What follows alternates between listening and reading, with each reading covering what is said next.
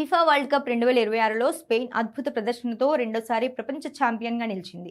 ఫైనల్లో defending champion అర్జెంటీనాను 1-0 తేడాతో ఓడించిన స్పెయిన్ ట్రోఫీతో పాటు ప్రధాన వ్యక్తిగత అవార్డులను కూడా సొంతం చేసుకుంది. జట్టు ప్రదర్శనకు గుర్తింపుగా ఉత్తమ ఆటగాడు, ఉత్తమ గోల్ కీపర్, ఉత్తమ యువ ఆటగాడు అవార్డులు స్పెయిన్ ఖాతాలో చేరగా నెదర్లాండ్స్ ఫెయిర్ ప్లే ట్రోఫీని దక్కించుకుంది. స్పెయిన్ స్టార్ మిడిల్ ఫీల్డర్ రోడ్రీ టోర్నమెంట్లో అత్యుత్తమ ఆటగాడిగా నిలిచి గోల్డెన్ బాల్ అవార్డును అందుకున్నాడు. మధ్య మైదానంలో ఆటను నియంత్రిస్తూ జట్టును విజయపథంలో నడిపించడంలో కీలక పాత్ర పోషించాడు.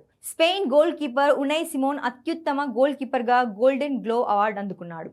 టోర్నమెంట్ మొత్తం అద్భుతమైన సేవ్లతో ఆకట్టుకున్న ఆయన ఫైనల్లో కూడా క్లీన్ షీట్ నమోదు చేసి స్పెయిన్ విజయానికి బలమైన పునాది వేశాడు. స్పెయిన్కు చెందిన యువ సెంటర్ బ్యాక్ పౌ కుబార్సీ టోర్నమెంట్లో అత్యుత్తమ యువ ఆటగాడిగా ఎంపికయ్యాడు.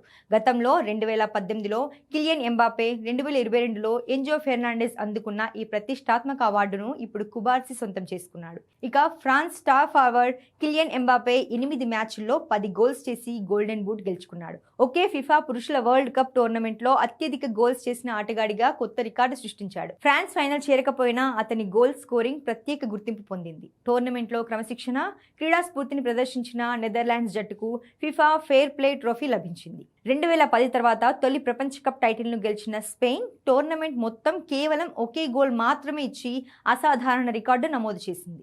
నాకౌట్ దశలో పోర్చుగల్, బెల్జియం, ఫ్రాన్స్, అర్జెంటీనా వంటి బలమైన జట్లను ఓడించి ఛాంపియన్గా అవతరించింది. ఫైనల్లో ఓటమి తర్వాత అర్జెంటీనా కెప్టెన్ లియోనెల్ మెస్సీ భావోద్వేగానికి గురయ్యాడు. సిల్వర్ మెడల్ స్వీకరిస్తున్న సమయంలో ఆయన కంటతడి పెట్టడం అభిమానులను కలిచివేసింది.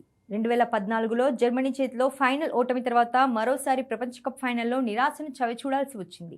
స్పెయిన్ ట్రోఫీతో పాటు ప్రధాన వ్యక్తిగత అవార్డులను కూడా కైవసం చేసుకుని ఫిఫా వరల్డ్ కప్ 2026లో పూర్తి ఆధిపత్యాన్ని చాటింది.